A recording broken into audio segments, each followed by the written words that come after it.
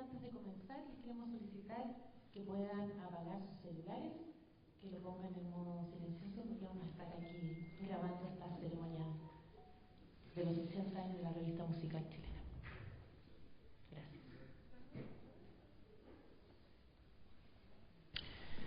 Muy buenos días.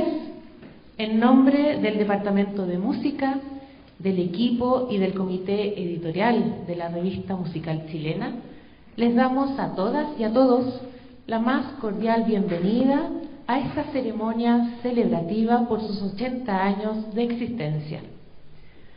Agradecemos profundamente la presencia de autoridades universitarias, académicos, estudiantes, personal de colaboración y amistades que han acompañado este largo camino de pensamiento, registro, crítica e investigación.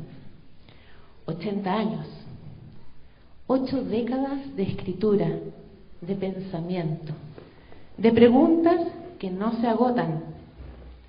Esta revista, nuestra revista, ha sido testigo de generaciones que han pensado, escrito e investigado la música de diferentes maneras, que se han atrevido a estudiar el mundo de la música en Chile, en Latinoamérica y en el resto del globo desde ángulos convencionales y también inesperados. Hoy celebramos no solo su longevidad, sino su vitalidad. Agradecemos en esta celebración la presencia de quienes sostienen el quehacer universitario. En primer lugar, saludamos a la vicerrectora de Extensión y Comunicaciones, profesora Pilar Barba, al director del Departamento de Música, profesor Álvaro Menantó, a la directora del Archivo Central, Andrés Bello, profesora Fernanda Vera, y a cada uno de ustedes. Gracias nuevamente a todas las autoridades presentes. Su presencia honra esta ceremonia, que es también un acto de memoria institucional. Invitamos ahora al profesor Luis Merino Montero, profesor titular de la Universidad de Chile. Perdón, me equivoqué. Vamos a retroceder un poquito. Vamos a invitar al director del Departamento de Música, profesor Álvaro Menantó, a que nos diga unas palabras.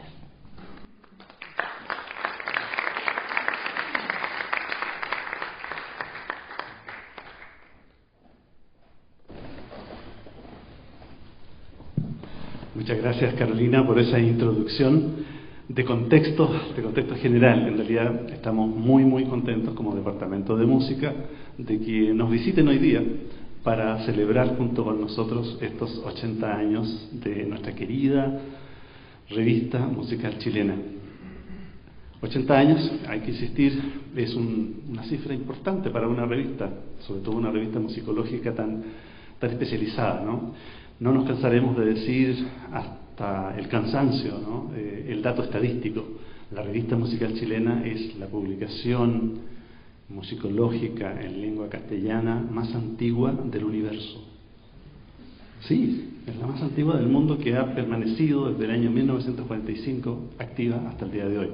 Seguramente deben haber habido revistas medievales, ¿no? Renacentistas de eso, pero se perdieron en la noche de los tiempos, como decía Asterix.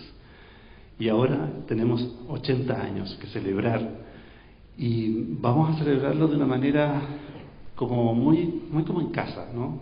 Con nuestras amistades, con nuestros estudiantes que nos visitan, que son como la continuación esperamos, de esta fascinación por la búsqueda del conocimiento. Y qué mejor que hacerlo con algunas palabras autorizadas, como del profesor doctor Luis Merino, que nos va a relatar desde su perspectiva, ¿no? Cómo podemos ver hoy día la importancia de la revista. Tendremos música, oiremos algunas piezas, creo que inéditas, del gran compositor penquista Enrique Soro. Y bueno, el panorama se ve muy auspicioso, en el sentido de que podamos hacer entonces una celebración adecuada a los tiempos, a estos tiempos convulsionados en los cuales también la revista anda buscando su destino. Y quisiera destacar la figura del actual director, Cristian Guerra, porque él... Sí, bravo.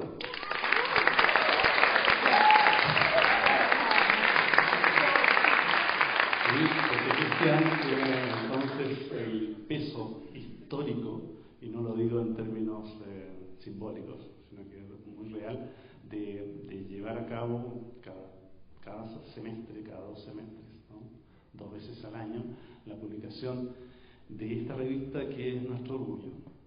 Sin más, quisiera entonces dejarlos nuevamente ahora con Carolina, nuestra maestra de ceremonias, para continuar con esta celebración.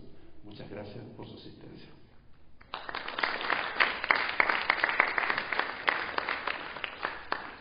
Ahora sí, invitamos al profesor Dr. Luis Merino Montero, profesor titular de la Universidad de Chile, doctor en musicología por la Universidad de California de Los Ángeles, UCLA, académico del DEMUS, ha sido investigador responsable de 11 proyectos adjudicados por concurso. Ha presentado ponencias en eventos y congresos nacionales e internacionales. Es autor de 2 libros publicados en Chile y de capítulos de libros editados en Chile, Alemania, España y Estados Unidos. Ha escrito más de 110 artículos publicados en revistas académicas de circulación tanto nacional como internacional y se ha desempeñado como autor y revisor de entradas en diccionarios y enciclopedias publicados en España, Gran Bretaña y Alemania. Ha ejercido también importantes cargos directivos en nuestra institución, entre ellos decano de la Facultad de Artes de la Universidad de Chile y vicerrector académico también de esta casa de estudios. El profesor Merino dirigió la revista musical chilena entre los años 1973 y 2017 y fue tanto testigo como impulsor de importantes transformaciones editoriales y académicas en esta publicación. Su voz nos conecta con una época en que editar era también, en muchas ocasiones, resistir y publicar una forma de construir comunidad. Bienvenido, profesor.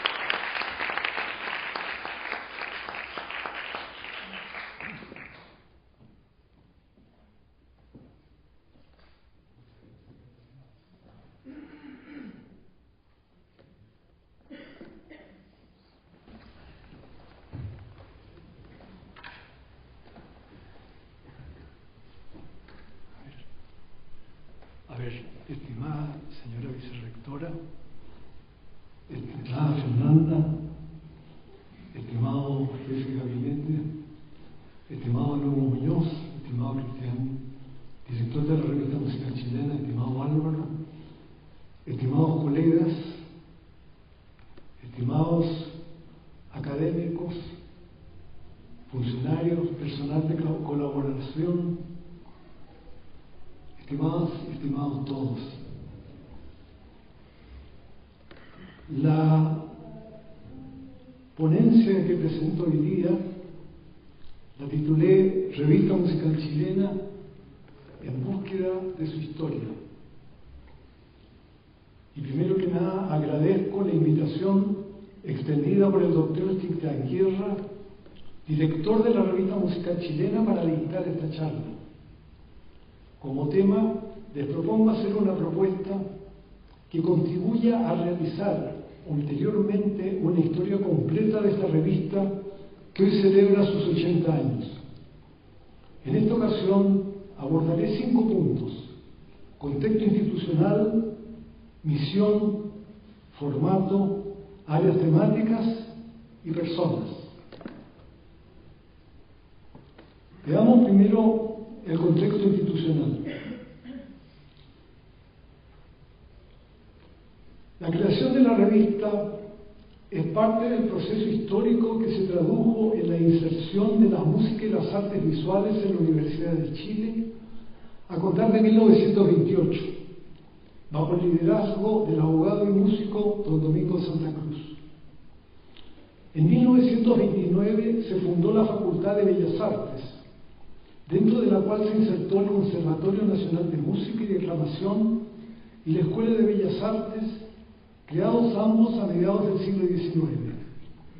El conservatorio fue dirigido desde 1929 hasta inicios de la década de 1940 por el compositor y director de orquesta Armando Carvajal, quien tuvo a su cargo la implementación de la música en la Universidad de Chile desde una dimensión académica. La siguiente etapa transcurre en la década de 1940 con la creación ese año del Instituto de Extensión Musical, mediante la Ley 6.696, el que fue incorporado en 1942 a la Universidad de Chile y dentro del cual se fundaron la Orquesta Sinfónica de Chile en 1941, además del Ballet Nacional Chileno, el Coro de la Universidad de Chile y la Revista Musical Chilena en 1945. La creación de la revista obedeció además a la incorporación institucional de la investigación como una función académica de la facultad, mediante la creación en 1944 del Instituto de Investigaciones Folclóricas, dirigido por el eminente historiador Eugenio Pereira Salas, el que en 1945 se transformó en el Instituto de Investigaciones Musicales, dirigido hasta 1967 por Vicente Salas Viu, distinguido musicólogo español exiliado en Chile a raíz de la Guerra Civil Española y un estrecho colaborador de Domingo Santa Cruz. Este proceso ha sido estudiado desde una perspectiva crítica por la doctora Fernanda Ortega, en su tesis para optar al grado de doctor en Filosofía con mención en Estética y Teoría del Arte, concluida en 2019. Como el substrato de este proceso institucional, ella señala que, y que la cito, las antiguas dimensiones de la música, conocidas como ars y ciencia, se reúnen en dicha institución universitaria, la Universidad de Chile, a partir de un primer eje institucional, un segundo eje basado en la escritura musical y un tercer eje referido al reingreso del logos en la música. Hasta aquí la cita. La genealogía de la revista musical chilena se remonta a 3 revistas creadas durante las décadas de 1920 y 1903. La primera es Marcias, fundada y financiada por Domingo Santa Cruz, la que fue publicada entre 1927 y 1928. Fue sucedida por Aulos, publicada entre 1932 y 1934, y la revista de arte que circuló entre 1934 y 1939. El aporte de las dos primeras ha sido magistralmente abordado por Carmen Peña en su tesis concluida en 1982 para optar al grado de licenciada en musicología. Al año siguiente publicó un artículo en la revista musical chilena acerca de Marcias. Está pendiente un estudio similar sobre la revista de arte, la que contiene principalmente trabajos atinentes a las dos disciplinas artísticas que conformaron la Facultad de Bellas Artes. El reingreso del logo en la música, del que habla Fernanda, se manifiesta en los escritos de profesores vinculados a la musicología, como fue don Domingo Santa Cruz, o a la historia del arte y la estética, como Carlos Sumeles, ambas disciplinas fundamentadas en la palabra. Pero uno de los puntos interesantes son los artículos que escribieron profesores de la Facultad de Bellas Artes, vinculados a la interpretación musical, como Alberto Spaikin, gran maestro formador en piano, Roberto Dunker, otro maestro formador en piano, don Luis Muschler, gran intérprete del violín, y don Adolfo Schimek-Bojic, en violonchelo. La misión de la revista fue enunciada por Domingo Santa Cruz en el editorial del primer número aparecido en mayo de 1945. Aquí lo cito. Chile dispone hoy del suficiente número de estudiosos de la música. Nuestra revista pretende, como uno de sus fines, servirles de medio de expresión, así como a los críticos y estudiosos americanos y europeos con residencia en este continente, que tanto habrán de ilustrar con sus contribuciones al desarrollo de nuestra propia cultura. Al mismo tiempo que la revista musical chilena cumple con los propósitos dichos, queremos también ofrecer a nuestros lectores en sus páginas la información más completa y sucinta sobre las actividades musicales de nuestro país y de aquellos del extranjero que las actuales circunstancias de la guerra lo permitan. Junto al ensayo extenso, tendrán cabida artículos más breves, comentarios y noticias en los que se procurará reflejar cuántos hechos animan a discurrir de las principales corrientes de la música del día. La fisonomía de América parece haber sufrido una segunda crisis de independencia, y el avance de las comunicaciones ha hecho que para nosotros todos las repúblicas americanas hayan dejado de ser simples nombres geográficos y que los hombres que trabajan en el arte no puedan ya ni tengan por qué seguir en la oscura figuración de epígonos que se citan por condescendencia en las anotaciones marginales de la historia cultural de Occidente. Esto hace que nuestra revista tome, sin desconocer el valor de lo universal y de lo europeo, una fisonomía ante todo americanista, y que reforcemos por todos los medios posibles las relaciones musicales de esta parte del mundo que nos cupo por destino. Publicamos sus páginas sin prejuicios ni banderías. Las ofrecemos al progreso de la música. La revista musical chilena queda abierta a toda expresión sana y bien intencionada de las ideas.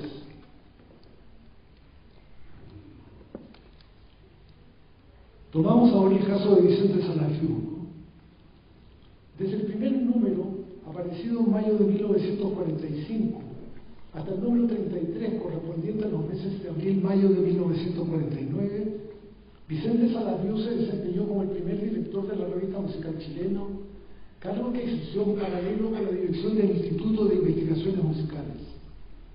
Contó con el valioso apoyo de Filomena Salas en la Secretaría de Redacción para desarrollar una relevante labor fundacional que se proyectó con nítidos ribetes durante los 80 años de vida de esta publicación.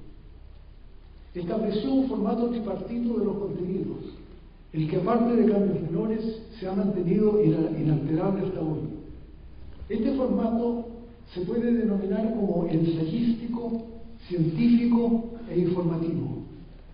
Es ensayístico en los textos que plantean un punto de vista personal acerca de un determinado tema, o en los obituarios de figuras relevantes de la música en Chile, América, Estados Unidos y Europa. Es científico en los trabajos de investigación, sustentados en los diferentes marcos disciplinarios de la investigación musical que se han sucedido en la revista, además de las reseñas de fonogramas, videos, libros y revistas. Es informativo en lo que respecta a la crónica acerca de la vida musical chilena en sus variadas gamas y la actividad musical en el extranjero. En una futura historia de la revista se deberá por fuerza abordar las diferentes modalidades que ha tenido la crónica entre 1945 y 2025. Otra tradición que desde entonces se ha mantenido ininterrumpida consiste en rendir un homenaje al modo de los Festschriften alemanes a las y los músicos que han obtenido el máximo galardón con que el Estado de Chile reconoce la labor de sus artistas. Se inició en el número 5 de 1945 con el reconocimiento a Pedro Humberto Allende, un compositor fundicional chileno que fue el primero en obtener este galardón bajo el nombre de Premio Nacional de Arte. Ha sido entregado a compositores de música de concierto que en total suman 19, 63.3%. A intérpretes de esta música que alcanzan a 7, 23.3%, a dos cultoras de las músicas tradicionales, 6.7%, y a dos creadores de intérpretes de música popular urbana, 6.7%, que veremos en los cuadros que se muestran a continuación.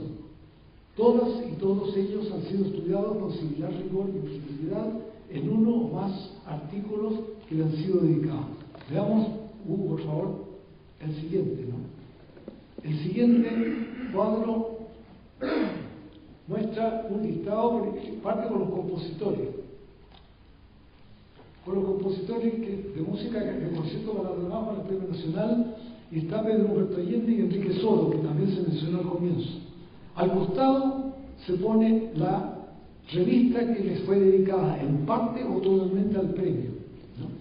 Y esta sección de la lista concluye con Carlos Isamit, destacadísima figura nacional en términos tanto de las vanguardias de la época como de la incorporación de la música mapuche a su creación.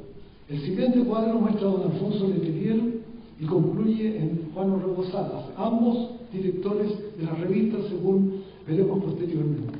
El siguiente nos sigue presentando a los compositores de música de concierto, iniciándose con Carlos Boto y con Miguel Letelier, y esto concluye en el siguiente diapositiva con León Chiflowski y Juan Allende Blanc. Juan Allende Blanc ha sido el último compositor de música de concierto galardonado con el premio. En la siguiente diapositiva están los intérpretes, iniciándose con el gran director de orquesta Víctor Teva y concluyendo con Miriam Singer, ¿no?, galardonada también con el Premio Nacional. En la siguiente se muestran a culturas de las músicas tradicionales galardonadas con el Premio Nacional. Margot Loyola, que en este caso es en el ámbito, digámoslo así, la raíz de la música campesina tradicional, y Elisa Bendaño Curaqueo en el campo de la música mapuche. En el caso de los compositores e intérpretes de música popular urbana galardonados con el Premio Nacional, está don Vicente Bianchi y Valentín Trujillo, a quien se le dedica el número correspondiente 244 de 2025. Y aquí un pequeño comentario sobre el número dedicado a Vicente Bianchi. Contiene la biografía hecha por Álvaro Menantó. Continúa con don Cristian Guerra en cuanto que todas las obras religiosas. Y finalmente el candidato doctor Julio Garrido hace el catálogo de la obra. Esto nomás para señalar que de similar manera se habían tratado los compositores doctos, igual se tratan aquí con este mismo rigor a figuras de la música popular urbana. Y en el siguiente están los porcentajes de los que hablaba, ¿no? Y hay aquí como dos reflexiones que pueden tomarse para perspectiva futura, ¿no? Una axiológica o de valor. Y en este sentido, la pregunta así provisoria que formularía, ¿no?, dice: ¿cómo las culturas musicales de Chile son valoradas en el espacio oficial? ¿Cómo es la ecuación de relación con las audiencias? En el sentido, por ejemplo, que las culturas de música popular urbana son las que tienen mayores audiencias y la que tiene menores audiencias es la música de concierto.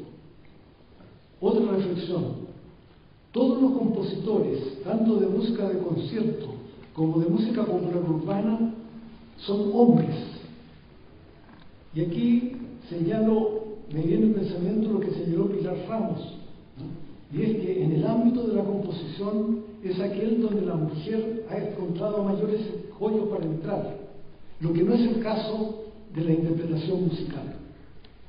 Volviendo a Vicente Salas Vivo, en total dirigió la edición de 28 números en términos reales, puesto que de los 33 números aparecidos a mayo de 1949, 5 fueron números dobles. Una revisión de los nombres convocados para el número principal de ensayos y trabajo de investigación revela una ecuanimidad y amplitud admirables de su parte, toda vez que invitó a ensayistas y estudiosos del medio nacional, del norte y Sudamérica, de Estados Unidos, además de España y del resto de Europa, para la publicación de un total de 94 artículos.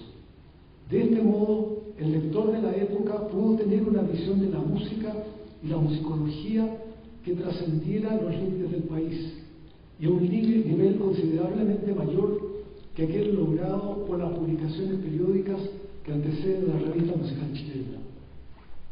El siguiente director es Juan Orrego Salas.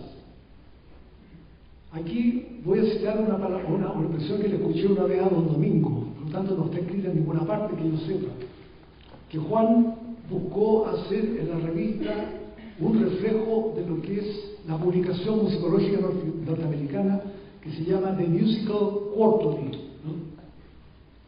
Y esto se tradujo, en mi opinión, que uno de los rasgos más destacables del trienio de la dirección de la revista por Juan Ramos Salas es el reforzamiento de la vista científica de su formato. Esta destacada figura fue musicólogo, además de compositor. Se le conoce más como compositor, pero fue obviamente un gran y prolífico musicólogo. Realizó estudios en la Universidad de Columbia entre 1944 y 1945 con los eminentes investigadores Paul Henry Lang y George Herzog, y durante largos años desarrolló una labor musicológica en paralelo a su labor creativa. En una historia más completa de la revista musical chilena, se deberá investigar a fondo la razón del porqué de la dirección, después de Juan Dorrego, correspondió a dos destacadas figuras del medio cultural y artístico del país, pero que no desarrollaron un quehacer vinculado con la música. Leopoldo Castedo fue, como Vicente Salafió, exiliado a raíz de la Guerra Civil Española y realizó un aporte sustantivo a la historia general de Chile, como resultado de su colaboración con Francisco Antonio Encina. Por su parte, Pedro Mosteiro fue un arquitecto, dramaturgo, director de teatro y académico chileno que recibió el Premio Nacional de Arte en 1978. Ambos duraron un año en la dirección antes que la revista cesara de ser publicada durante el año 1956. Y aquí hay un punto, ¿no? Este tema yo lo hablé muchas veces con Magdalena, pero Magdalena era una figura que entre sus múltiples atributos era una persona discreta. Nunca me indicó por qué razón había pasado esto y la otra por qué razón la revista se había dejado de publicar. Esto en todo caso lo vamos a ver un poquito más adelante. De este periodo sigue un tercero, que lo denomino estabilización y continuidad en la musicología, donde está don Alfonso Letelier, director entre 1957 y 62, don Domingo Santa Cruz, 62-64, Samuel Claro, 64-68, Magdalena Vicuña, 69-70, Cirilo Vila, 71-72, y que les habla, 73-2017. Un rasgo en común que tienen los directores todos señalados es haber contado con el apoyo esencial que dio Magdalena Vicuña. Ella provenía del periodismo y se incorporó en 1957 al personal de la revista después de interrumpirse su publicación en 1956. Además de directora, se desempeñó como jefa de la revista entre el 73 y 75 y como subdirectora entre el 79 y el 83. Independientemente de los cargos, Magdalena fue un verdadero motor que con total entrega, empuje y coraje en tiempos favorables y adversos levantó la revista de la situación de postración en que se encontraba en 1956 para situarla en una posición de relieve en el concierto de Chile, Latinoamérica y el resto del mundo. Y aquí un comentario que también entenderán personas, por ejemplo, como Francisca, que está ahora de la revista Resonancia, ¿no? La labor de la jefa de redacción, Magdalena, la entendía como implacable en el uso del idioma. Algo que señaló Carolina, la revista, cuando yo inicié la edición, estaba todavía en la era de Gutenberg. O sea, había que imprimir en tipos, en forma mecánica, en imprenta. No existía la versión digital. Pero siempre recuerdo a Magdalena, cuando llegaban los originales, después estaban todos tarjados con rojo, el lápiz rojo de Magdalena, para indicar las correcciones idiomáticas. Vamos ahora a las áreas temáticas. De la revista se han realizado 4 índices generales. El primero de ellos lo dirigió Magdalena y apareció en 1966 como parte del número 98.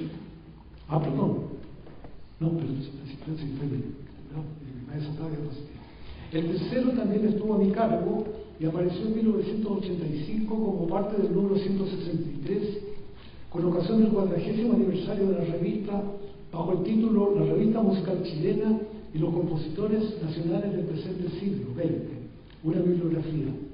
Finalmente, el cuarto es el que figura en la página web bajo el rótulo de números especiales o separatas temáticas y fue completado entre 2015 y 2016 con ocasión del 70º aniversario de la revista. Indexar la revista en términos generales es un desafío mayor, puesto que el perfil de su contenido es multitemático, transdisciplinario, transepistémico, además de transinstitucional e internacional. Por lo que en esta ocasión describiremos cada una de las áreas temáticas señaladas en la web, proporcionando un ejemplo para cada una como una aproximación a este complejo perfil. Y aquí por una reflexión, ¿no? Por razones que voy a indicar en el ulterior transcurso de esta charla, estas áreas temáticas tienen que ser revisadas en otro planteamiento de indexación de la revista. Veamos la primera, intérpretes y conjuntos. El propósito es indexar la información contenida en la crónica en términos de señalar los nombres que han aparecido de intérpretes de teclado, cuerdas, vientos y percusión, canto y escena, de instrumentos electroacústicos, de música antigua, jazz y de otros soportes. Se agrega una nómina de directores de orquesta, coros, de otros tipos de conjuntos y escena, otra nómina de conjuntos instrumentales, vocales de cámara, de coros y otro tipo de conjuntos. Figuran además orquestas sinfónicas y de cámara. Finalmente se entrega una nómina de las instituciones que figuran en la crónica desde 1945 a 2016. Este índice, ¿no es cierto?, es un desafío, ¿no?, que es la necesidad de historiar la música, en el caso de Chile, no solo desde las perspectivas creativas, como ha sido hasta ahora, sino que también desde las perspectivas del intérprete. No podemos olvidar que si no existiera el intérprete, la obra de música queda simplemente en un papel y no se transmite a la gente, ¿no? De ahí que, por ejemplo, puedo señalar el artículo de Miguel Castillo del 2010 sobre Clara Schumann, Teresa Carreño, Rosita Renard, la condición de mujer en sus carreras musicales. Aborda una de las grandes intérpretes chilenas de piano del siglo XX, comparándola con la alemana Clara Wieck y la venezolana Teresa Carreño, e identificando las barreras con las que se encontraron para desarrollar sus carreras debido a ser mujeres. Pero aquí viene entonces lo que yo digo, que si bien está este intérprete en conjuntos, este artículo forma parte de un dossier dedicado a la mujer en la música, cuya editora fue la profesora Lina Barriento, donde este tema se aborda de manera integral. De ahí que en una revisión de las áreas temáticas actuales debería resolverse la correlación entre cada una de ellas y el estudio de tópicos que las trascienden, dentro del vertiginoso proceso de cambio por el que atraviesa la investigación musical. Y aquí, poco antes de esto, una propuesta, ¿no? Estas, como el caso de la mujer en la música, podría denominarlas áreas temáticas transversales, porque cubren más de una de las áreas que están señaladas acá. La siguiente nos presenta a los estudiosos e investigadores. Se consignan antecedentes sobre estudiosos e investigadores de Chile, América, Estados Unidos y Europa, aparecidos en la sección de artículos, crónicas e inmemoria. A modo de ejemplo, se puede mencionar del profesor Manuel Daneman La semblanza de Carlos Lavín, publicada en 1967. Aquí aborda una de las figuras pioneras del siglo XX en Chile, en términos de la investigación de la cultura mapuche, las fiestas ceremoniales del norte y centro del país, además de las vanguardias creativas de las primeras 2 décadas del siglo XX. La siguiente área, instrumentos musicales en Chile y América Latina, consigna estudios organográficos y organológicos de instrumentos, utilizados tanto en las culturas musicales de tradición escrita como de tradición oral en Chile, Perú, Bolivia, Ecuador, Colombia, Uruguay, Venezuela y en otros países. Como ejemplo, se puede mencionar de la doctora María Esther Greve el artículo publicado en 1974 sobre los instrumentos musicales precolombinos de Chile. Una verdadera joya, debería decir, ¿no? Porque ahí ella conjuga la organología, la arqueología y la etnomusicología.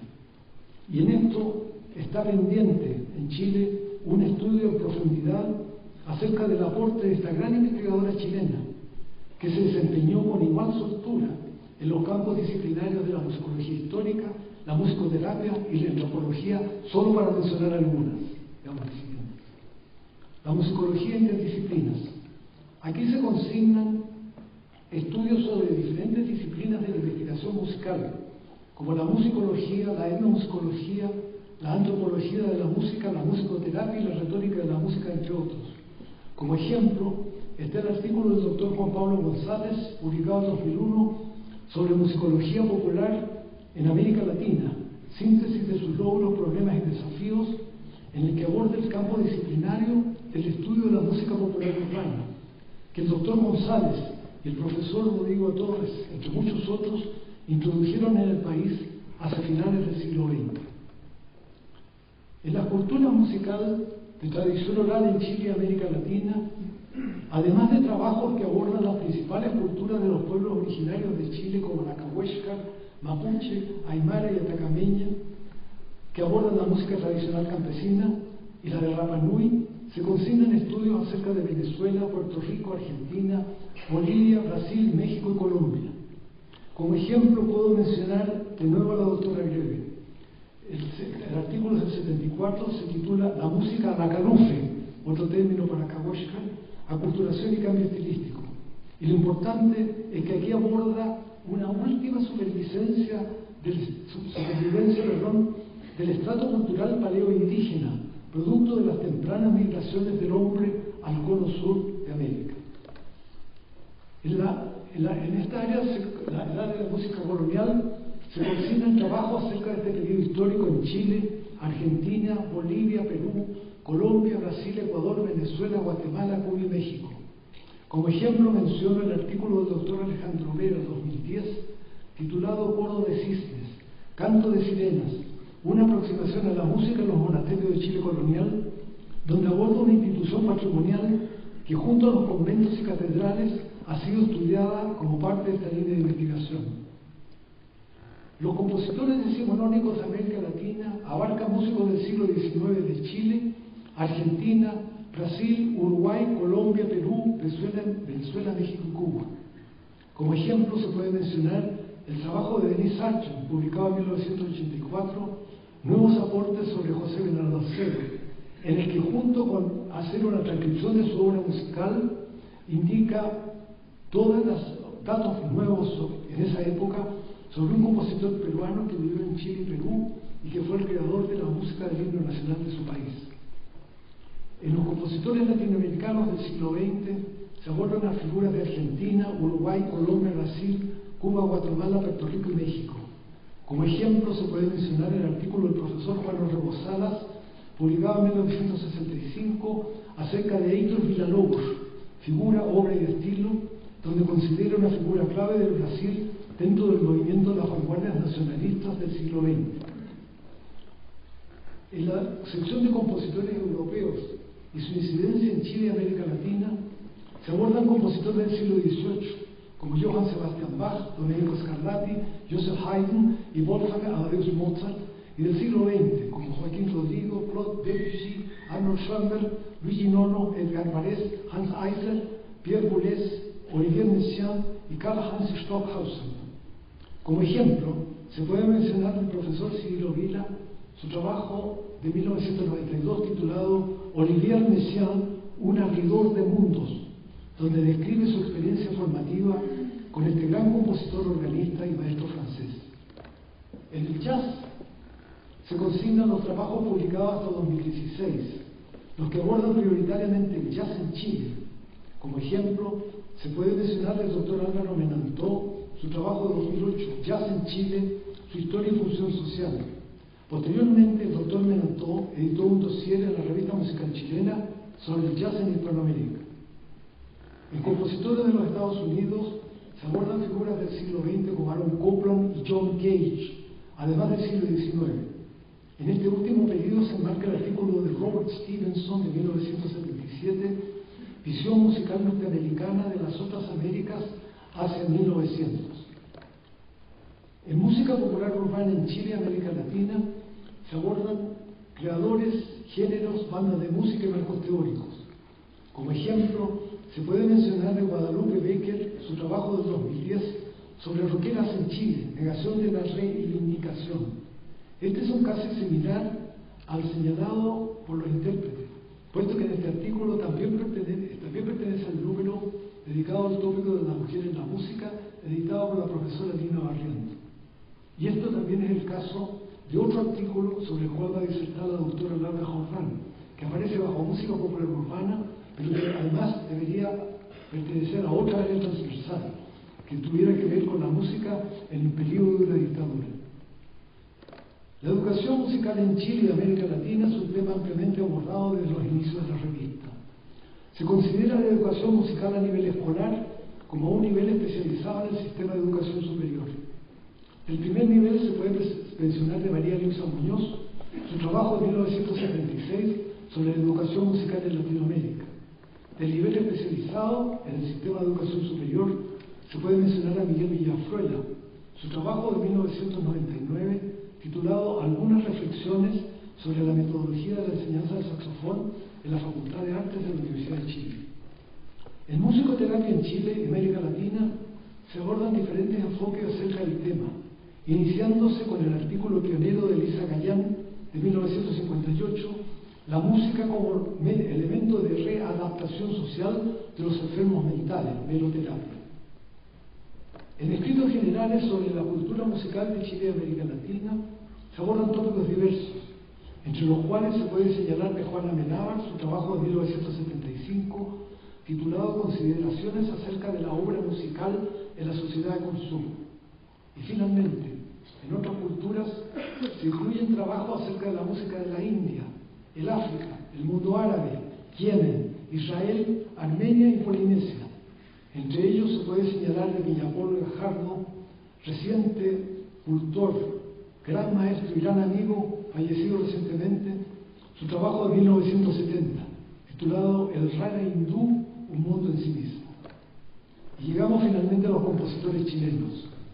Sin lugar a dudas, esta área temática es la que mayor cobertura ha tenido los 80 años de la revista. Una primera aproximación global se realizó mediante la bibliografía publicada en 1985, a la que se hizo referencia al inicio de esta sección. Una segunda aproximación global fue realizada por el doctor Cristian Guerra, en su estudio titulado Diversidad de la composición musical chilena de la segunda mitad del siglo XX y comienzos del XXI, una aproximación desde la revista musical chilena, publicado en 2013 en el volumen 32 de Anales del Instituto de Chile. Una tercera aproximación también global se realizó en la charla ofrecida a dos voces con el magíster Hugo Muñoz el pasado 15 de octubre en la Biblioteca de Música y Danza, atendiendo a la gentil invitación de Lucía Espinosa. Se pudo, sobre la base de artículos publicados en la revista y con el sustento de ejemplos musicales, se pudo cubrir tres grandes periodos de la música de concierto, considerados sobre la base del lugar donde la música se hace. En el caso de la colonia, la música doméstica en monasterios, conventos y catedrales. En el siglo XIX, la música de salón, concierto, religiosa y operática. En los siglos XX y XXI, organización de la música en las universidades, canonización mediante el Premio Nacional. Al eminente científico de la Universidad de Chile, doctor Luis Izquierdo, le escuché la afirmación que acreditar instituciones es acreditar personas. El nivel de la revista ha sido reconocido por distinciones como el Premio Academia, distinguido en 1999 por la Academia Chilena de Bellas Artes, y la acreditación por prestigiosas agencias internacionales, como el Arts and Humanities Citation Index, Clarivate Analytics, Filadelfia, desde el año 2007. Esto es el resultado del esfuerzo mancomunado de un conjunto de personalidades de alto nivel cultural. En primer término, están los directores a que se hizo referencia al inicio de esta charla. De ellos quiero destacar el aporte decisivo que en sus inicios realizó Vicenta Salafiú, apoyada por Filomena Salas y la Magdalena Vicuña. En segundo término, deseo expresar todo mi agradecimiento a aquellas personas que apoyaron mi gestión como director, la que se inició en enero de 1973 y concluyó en junio del 2017. Además de Magdalena Vicuña, agradezco a Nancy Sattler por su leal, eficiente y proactivo desempeño en la Secretaría de Redacción y Gestión, en la que fue antecedida por el profesor Manuel Silva.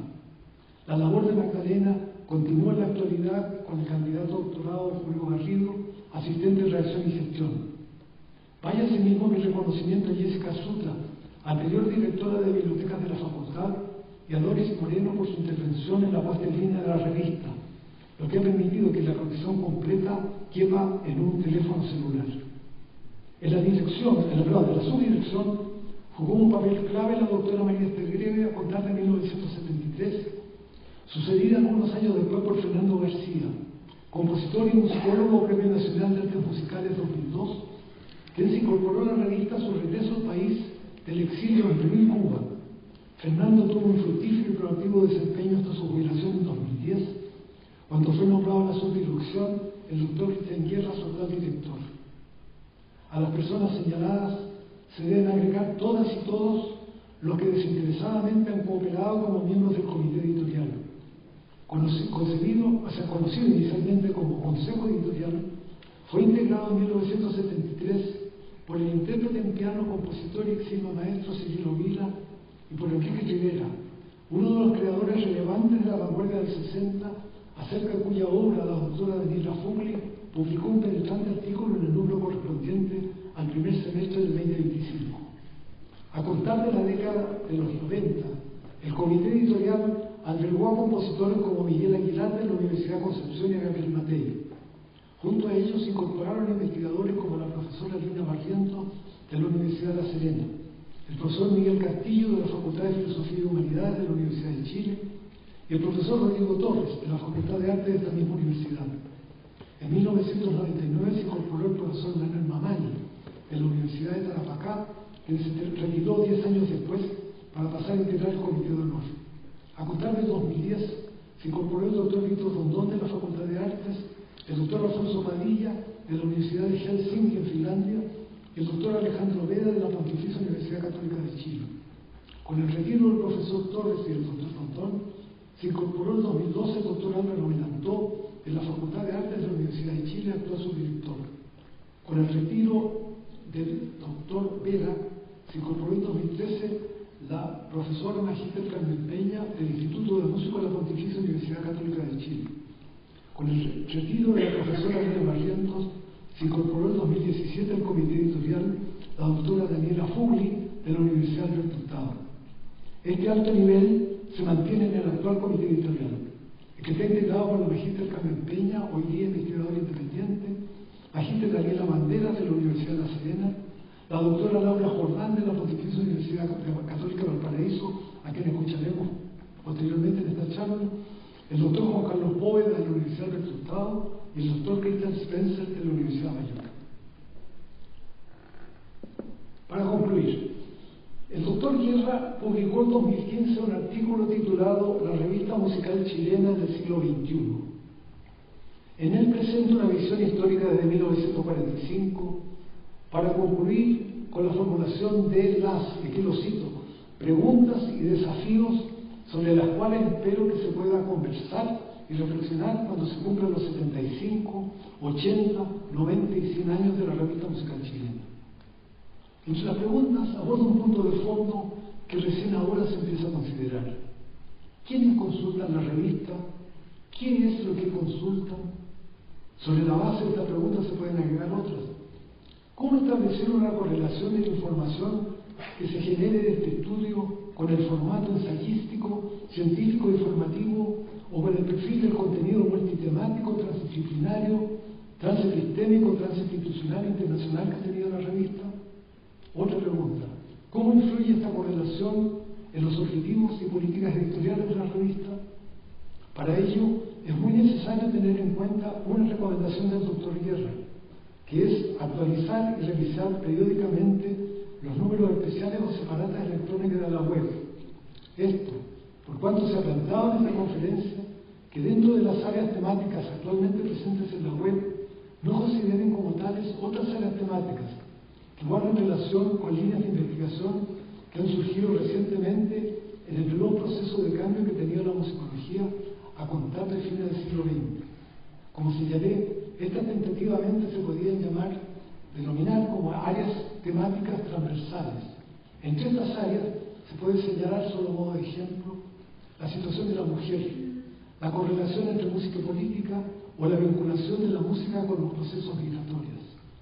Todas estas líneas están presentes en la revista musical chilena, donde han sido instaladas por las profesoras y profesores que hemos señalado en esta charla. Y además, estas áreas transversales permiten una interacción mucho más fluida con líneas similares de investigación que se desarrollan en otros continentes. Por otra parte, esto se vincula con los profundos cambios que ha experimentado nuestro país y el mundo entero en los últimos 80 años. Chile y el mundo en 2025 son radicalmente diferentes en comparación con lo que eran en 1945. De ahí se me ocurrió una idea, ¿no? Que nuestra querida revista pueda jugar un papel prospectivo en áreas temáticas que hoy día se perfilan con gran fuerza. Y pensé en una, ¿no? La inteligencia artificial, ¿no? La que, guardando las proporciones debidas, impactará en las personas con igual o mayor fuerza que la revolución industrial lo hizo a comienzos del siglo XIX. Pero esto queda como una de las tareas para los siguientes 90 y 100 años. Muchas gracias por su atención.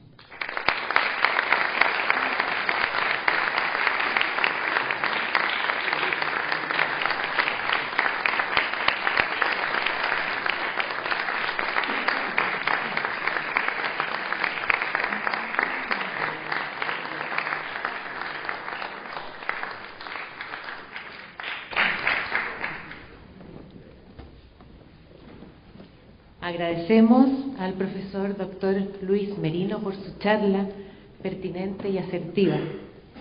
En ella queda claro que la revista musical chilena no solo ha sido un vehículo de difusión académica, sino también un espacio de construcción colectiva, donde generaciones de músicos, investigadores y gestores han dialogado, documentado, estudiado y proyectado la vida musical de Chile y América Latina. Su historia es, en efecto, una historia de personas comprometidas con la música, el pensamiento y la memoria.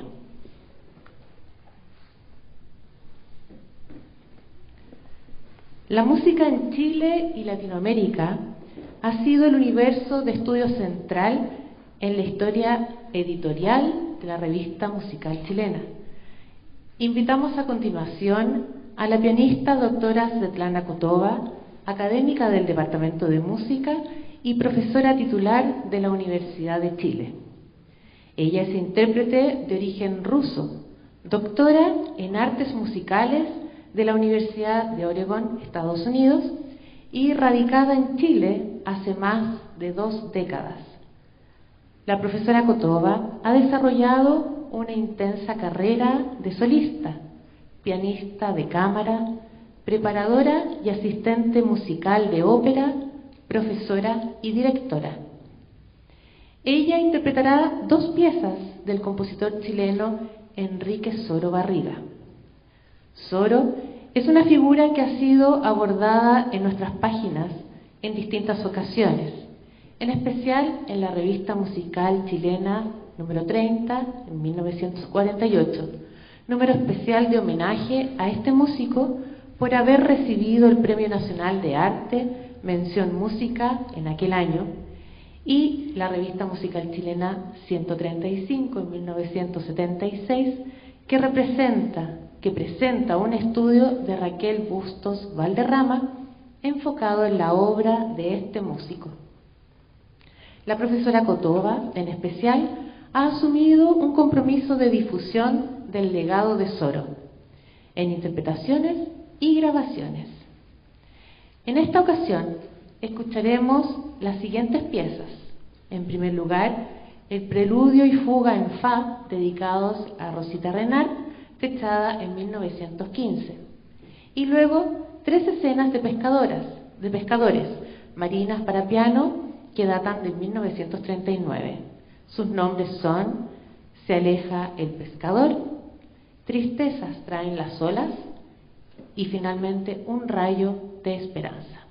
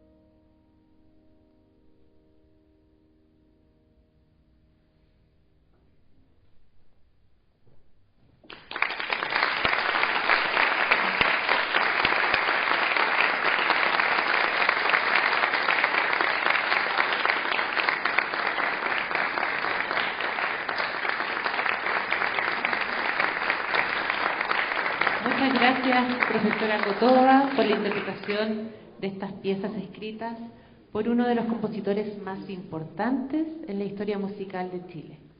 Estas obras forman parte del próximo disco de la profesora Cotova, que saldrá a final de año.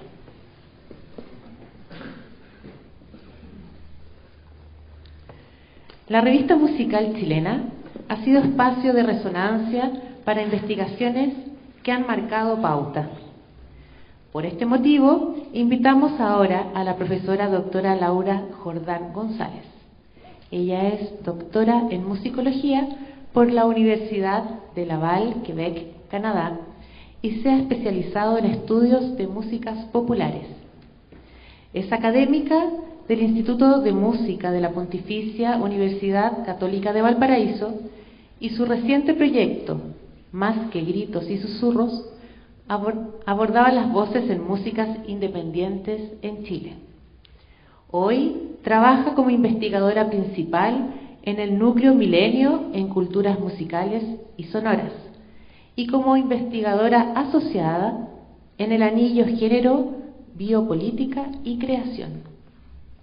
Es investigadora responsable del proyecto Culturas del Cassette, Tecnología, Escucha y Participación. Actualmente es integrante del comité editorial de la revista musical chilena y autora de uno de los estudios más consultados en nuestra plataforma digital. Se trata del artículo Música y clandestinidad en dictadura, la represión, la circulación de músicas de resistencia y el cassette clandestino, publicado en Revista Musical Chilena número 212 en diciembre del 2009. Profesora Jordán, bienvenida, y nos disponemos a escuchar su exposición.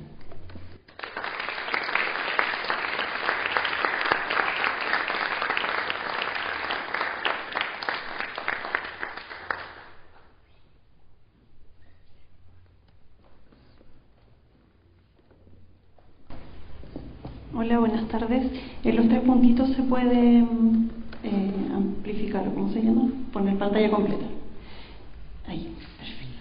Bueno, buenas tardes a todas, a todos, a las autoridades, a la audiencia en general. Estoy muy agradecida por la invitación que me hizo Cristian a venir a compartir algunas ideas acerca de este texto que, como decía Carolina, fue publicado el año 2009.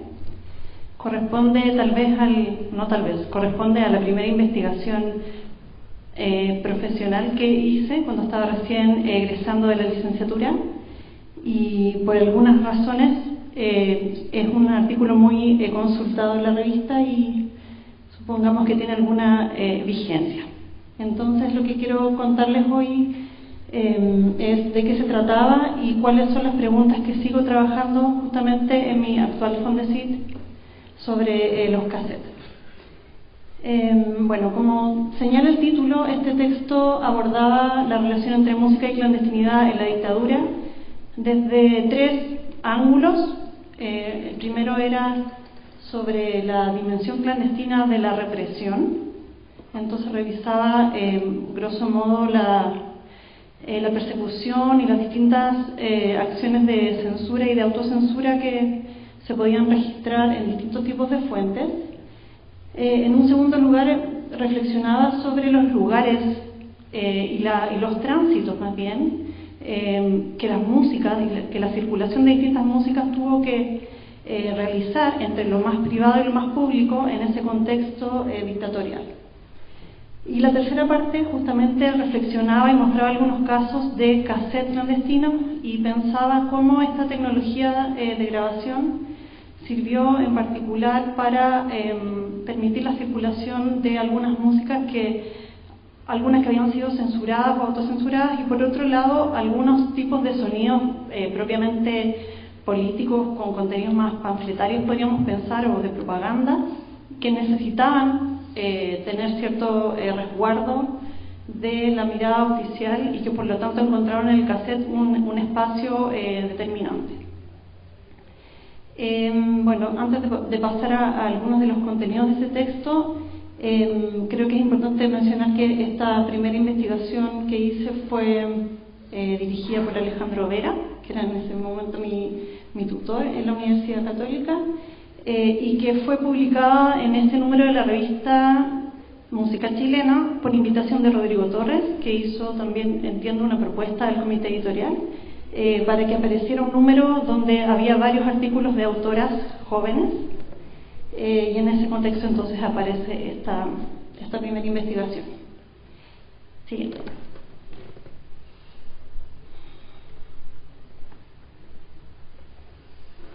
Bueno, como les expliqué recién, el cassette era apenas una de las 3 dimensiones que aborda ese texto, y sin embargo creo que es tal vez la parte más novedosa o más interesante, ya que no existían en ese momento muchas investigaciones ni aquí en Chile, y creo que tampoco muchas a nivel global, que estuvieran pensando la relación entre ese dispositivo de grabación y la política. Pero antes de entrar al asunto específico de la grabación, creo que hay una dimensión interesante de ese texto y que puede tener que ver con el cierto impacto que ha tenido en sus descargas o sus consultas.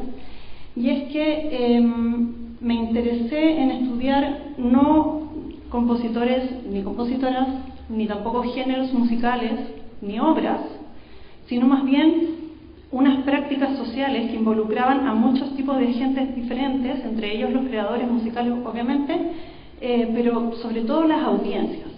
Entonces ese texto problematiza de manera incipiente, pero aún así problematiza unas prácticas que son mucho más transversales y donde la música participa, y en ese sentido creo que hay algo que todavía sigue siendo importante de ese tipo de estudios, que desplaza entonces la atención desde la obra y el creador hacia estas prácticas sociales. Además, me había interesado por el asunto de la clandestinidad en unas prácticas que, por su propia naturaleza oculta, o más allá del asunto político, de lo privado y de lo íntimo, son tal vez desafiantes de documentar.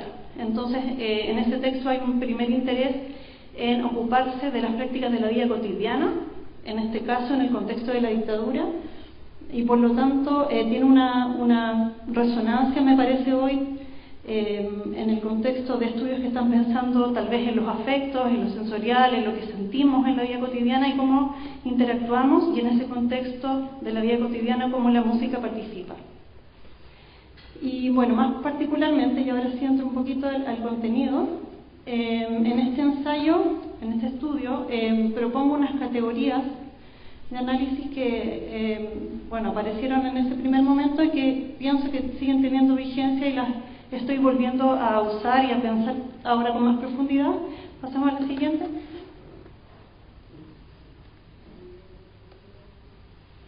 Que son, en ese momento pensé que era interesante pensar que tenía este dispositivo, este objeto, ¿no?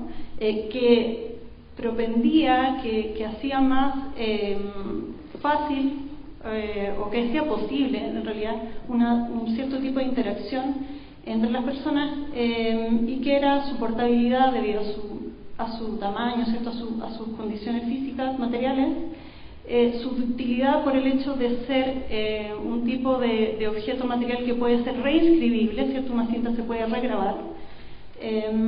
Y también en ese momento pensé, quizás de manera un poco críptica, pero pensé en la dimensión de lo opaco, en el sentido de que es un tipo de grabación que facilitaba ocultar algunos tipos de informaciones sonoras por el hecho de que no es tan evidente cómo está compuesto a menos que uno escuche la cinta completa, y también mezclado con esta posibilidad de regrabarse. Entonces, esas 3 características que posteriormente, que he seguido estudiando sobre los cassettes, he visto que en otros contextos también se han puesto en valor, no la opacidad, pero sí la utilidad y su portabilidad, y también se suma su acceso masivo, porque es barato.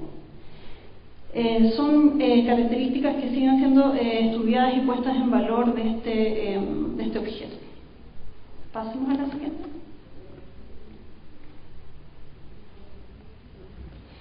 Bien, cosas que no trabajé en ese texto, pero que podrían considerarse como continuidades o preguntas que continuaron en realidad a esa primera aproximación.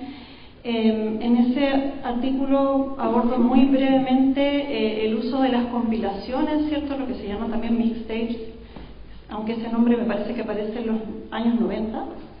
La noción de compilación como un tipo de grabación que fue relevante, que en ese contexto también, como en otros, tiene su función, ya que estas grabaciones no solamente se trata de conservar música ni de difundir obras de arte, sino que de poder compartir y conservar sonidos que son relevantes en un momento histórico y que podrían dejar de serlo, o bien también convertirse en objetos de la memoria. Entonces decía que en ese contexto yo comento que hay compilaciones, pero no las reflexioné de manera muy profunda, y es una de las áreas que estoy tratando de trabajar hoy en día. ¿Qué implica este objeto de la compilación? ¿Qué implica estéticamente? ¿Qué posibilidades tiene? Y además la dimensión de la participación, que como decía Carolina, en el título de mi Fondesit estoy trabajando sobre la intersección entre tecnología, escucha y participación, pensando que justamente no es solamente un dispositivo que se puede regrabar, reinscribir, sino que en él pueden concurrir muchas personas, no solo al intercambio, sino que a las prácticas de regrabación. Y en ese sentido, pensar en la reescritura como una oportunidad de encontrarse ante la tecnología, donde pueden participar muchas personas.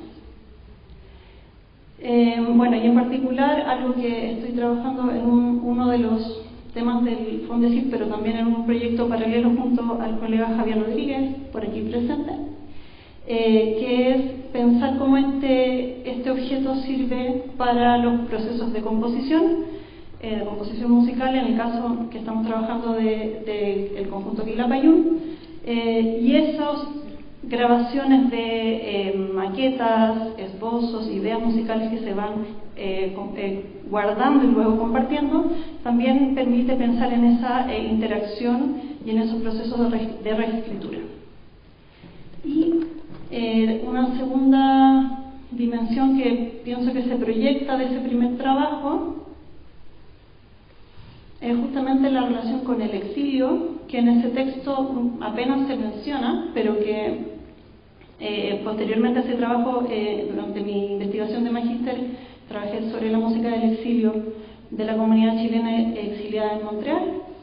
Y en ese contexto empieza a aparecer más evidente que esta circulación de mano a mano de los cassettes no es simplemente un asunto local, ¿no? Donde la circulación también que atraviesa la frontera no es solo anecdótica, sino que es constitutiva de muchas de las producciones que se hicieron dentro de Chile durante la dictadura, y también que lo que se estaba haciendo en el exilio estaba alimentado en buena medida de una relación con lo que estaba ocurriendo aquí.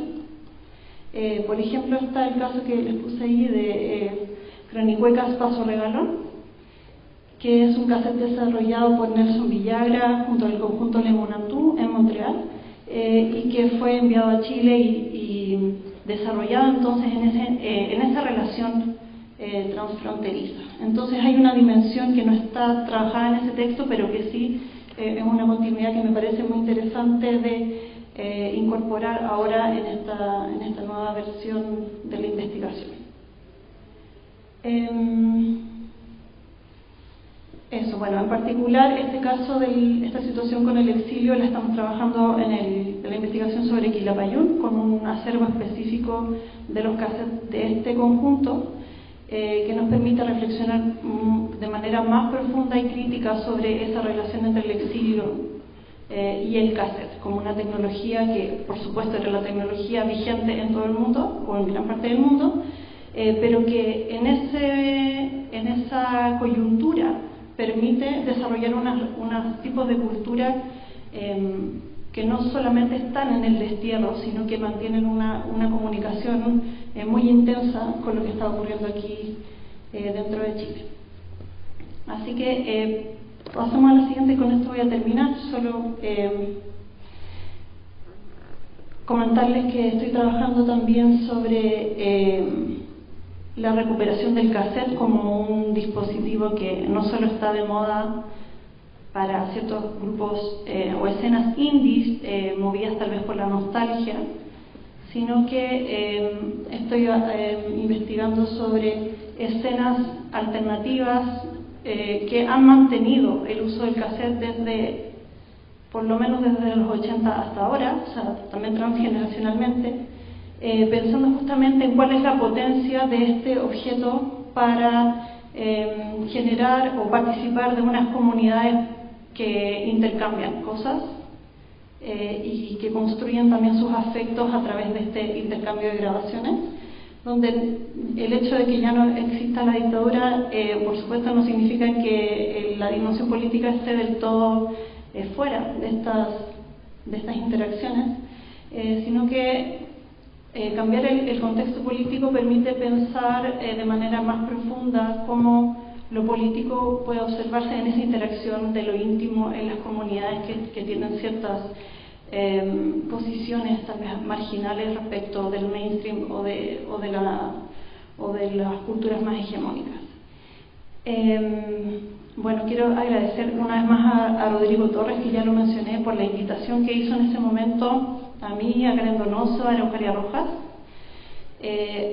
a publicar en ese número. Creo que más allá del tema de la dictadura, que me parece que debe ser el interés que le suscita a la mayoría de la gente que consulta este texto, creo que la revista musical en ese número muestra también una apertura a unas voces por entonces emergentes, jóvenes, mujeres, y quisiera mucho que en los próximos años la revista mantenga también es un espacio abierto para nuevas voces y también que se estén preocupando de asuntos que le pertenecen no solo a los artistas, sino que a la sociedad en su conjunto. Así que gracias.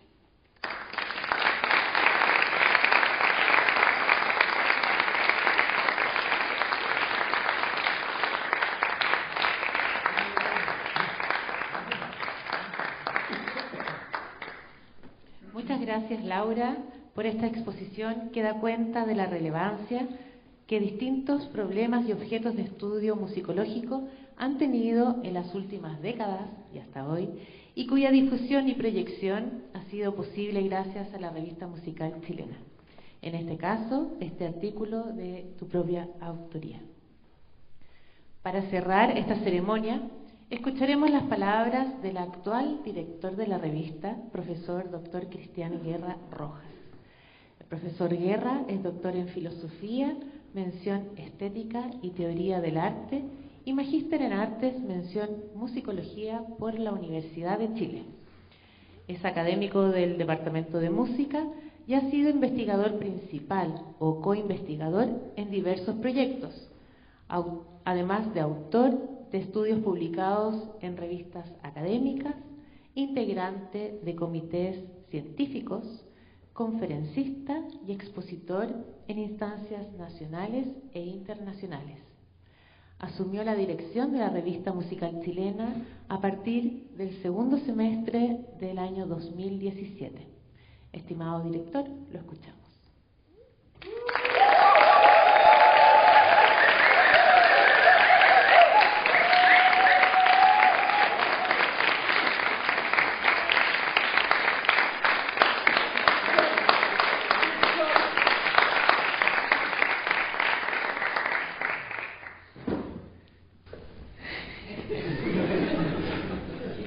Bueno, muchas gracias.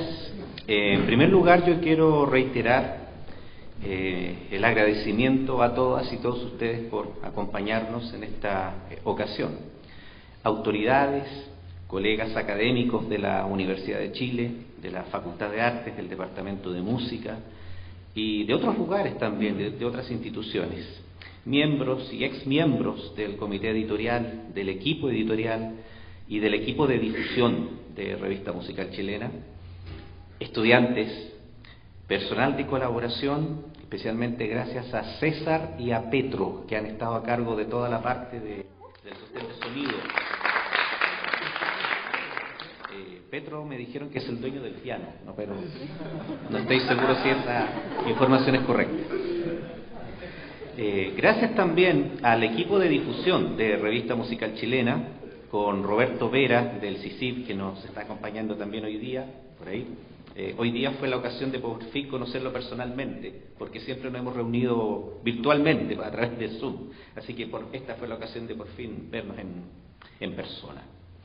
Manuel Vilches, que está también ahí a cargo de todo el registro que se está haciendo de esta ceremonia, periodista del Departamento de Música, y también de este equipo, mi saludo, aquí mi cariño a nuestro asistente de redacción y gestión de Revista Musical Chilena, Julio Garrido Letelier, mencionado también anteriormente por el maestro Merino en su conferencia, quien por razones muy puntuales y muy atendibles no ha podido estar presente hoy día. No recuerdo exactamente cuál y cuándo fue mi primer contacto con la Revista Musical Chilena, pero de seguro fue como lector, como estudiante, en mis años de alumno de la carrera de licenciatura en música en el siglo pasado. En alguna de las asignaturas pertinentes a lo que hoy llamaríamos la línea de investigación. Lo más probable es que fue el ramo de música chilena, donde tuve el privilegio de tener al profesor Luis Merino como docente, y cuyo ejemplo me motivó a transitar a mí y a muchos el camino de la investigación musicológica. No voy a trazar ahora todo mi itinerario de relación con Revista Musical Chilena desde entonces, pero quiero consignar solamente un par de hechos. Primero, cuando ingresé al comité editorial de Revista Musical Chilena en los primeros años de este siglo, invitado por el maestro Merino, pude entender a cabalidad que esta revista existe porque hay y ha habido personas que han trabajado en equipo con ese propósito. Y segundo, al asistir al primer congreso de la Asociación Regional de Latinoamérica y el Caribe de la Sociedad Internacional de Musicología, que eso fue en Casa de las Américas, en La Habana, Cuba, en marzo de 2014, ocasión en la que el maestro Merino, entonces director de la Revista Musical Chilena, para mi sorpresa, ante toda la comunidad musicológica latinoamericana que estaba convocada allí, me presentó como el futuro director de esa publicación. Entendí que la Revista Musical Chilena era mucho más que, comillas, chilena. Es una publicación que está al servicio de esa comunidad musicológica, investigadora, académica, no solamente de Chile, sino de toda Latinoamérica. Celebrar ahora estos 80 años es celebrar entonces una comunidad de pensamiento, de investigación, de reflexión acerca de la música en nuestro contexto sociocultural. Esta revista ha sido testigo de debates, transformaciones, encuentros y desencuentros. Nuestros agradecimientos se extienden entonces a todos y todas quienes han contribuido con su escritura, lectura, edición, evaluación, crítica y gestión. Gracias a ellas y ellos, esta revista ha sido archivo, laboratorio, espejo y faro, y espero que todo eso lo siga siendo. Para eso la colaboración que brinda el comité editorial, el equipo de difusión, las autoridades del Departamento de Música, que es la institución que acoge esta publicación, y sobre todo la figura del asistente de redacción y gestión de la revista es crucial. Esa función que en algún momento tuvo Nancy Sattler, que en algún momento parcialmente tuvo Magdalena Vicuña y mucho más que eso, y que ahora tiene Julio Garrido. El maestro Merino mencionó algunos desafíos. E hizo mención a ese texto que escribí, se publicó el año 2015. Ahora pienso por qué tuve que escribir ese texto y por qué se tuvo que publicar, porque ahora veo que hay varias tareas pendientes todavía. Entre los desafíos, uno de ellos es mantenerse en el cuartil 2 de las revistas académicas. Eso tiene que ver con indexación. Quizás algún día avanzar al cuartil 1, no sé si yo alcance a ver ese paso. Eso implica inversión de tiempo y de proyección, lo que implica la imprescindible dedicación y compromiso de todas las instancias que acabo de mencionar. Y sobre todo, es mi opinión, que en este horizonte de revista producida y leída en comunidad, la revista musical chilena en el siglo XXI debe mantenerse sin cobrar ni a las personas autoras ni a las personas lectoras. La revista musical chilena no puede ser un negocio, sino un servicio. Por último, y en esta ocasión agradezco a la profesora Carolina Larribera Llombart, subdirectora del Departamento de Música, por oficiar como maestra de ceremonias y apoyar la organización de este evento, sobre todo tomando en cuenta que ella estuvo a cargo justamente durante toda esta semana de otra instancia sumamente importante y que tiene que ver con este tema transversal, música y mujer, y que culminó recién ayer. Asimismo, quiero destacar la disposición y la participación especial del profesor Dr. Luis Merino Montero con su charla acerca de la historia de esta publicación, y quiero subrayar que el vínculo que él tiene con la revista todavía se mantiene en calidad de integrante del Comité de Honor de Revista Musical Chilena y su colaboración continua como par evaluador, como reseñador también y como autor. Lo mismo tengo que decir acerca de la profesora Svetlana Kotova, quien nos interpretó esas piezas para piano de Enrique Soro, porque ella también ha colaborado con la revista en calidad de autora de un libro que fue reseñado de hecho por Fernanda Vera, que nos acompaña ahora, y también Svetlana Kotova ha sido par evaluadora de algunos textos que se han postulado y se han publicado. La profesora Laura Jordán, doctora Laura Jordán, por su parte, ha colaborado también como autora, como par evaluadora, y tal como se ha mencionado, actualmente es integrante del comité editorial de la revista. Así que mis agradecimientos también para ella. También a todos y todos los colegas que nos enviaron sus saludos por distintos medios, algunos por videos que circularon por redes sociales, por medio también de mensajes de texto, a través de correo electrónico y también, como les digo, por redes sociales. Y solamente termino diciendo que Revista Musical Chilena está cumpliendo ahora 80 años y espero que vengan por lo menos otros 80 más.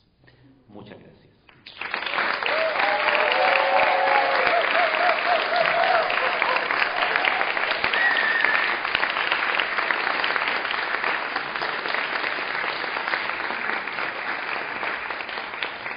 Muchas gracias, director, por estas palabras que nos conducen al cierre de esta celebración.